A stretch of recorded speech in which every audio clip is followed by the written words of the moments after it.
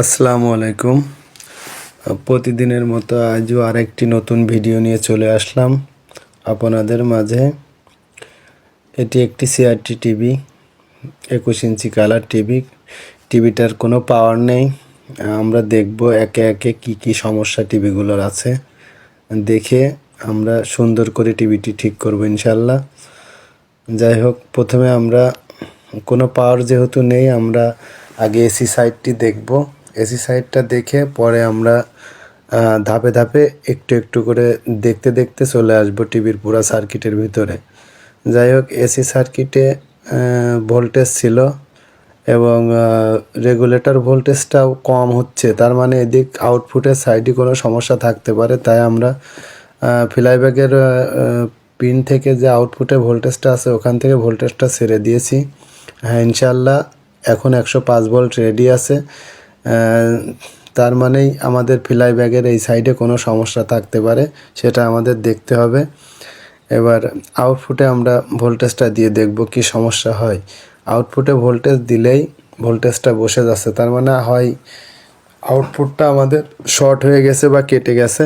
তাই আমরা আউটপুটটা আগে চেক দিব। চেক দিয়ে আরেকটি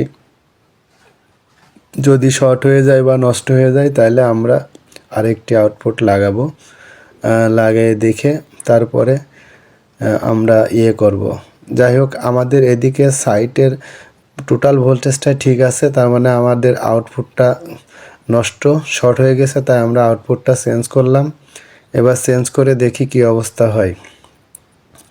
আমাদের সোল্ডারিং শেষ হলে পরে আমরা আবার ভোল্টেজ দিয়ে দেখব যে আমাদের টিভির রেগুলেটর স্টেজটা কমপ্লিট হয়েছে কিনা।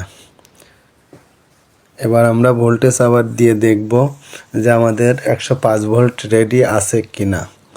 যদি থাকে তাহলে জানবো আমাদের এই সাইড কমপ্লিট হয়েছে। এরপরে ধাপে ধাপে আমরা টিভি স্টার্টের দিকে আগাবো এবং পুরা ভোল্টেজটাই আস্তে আস্তে দেখব। হ্যাঁ, আমাদের আউটপুট রেডি।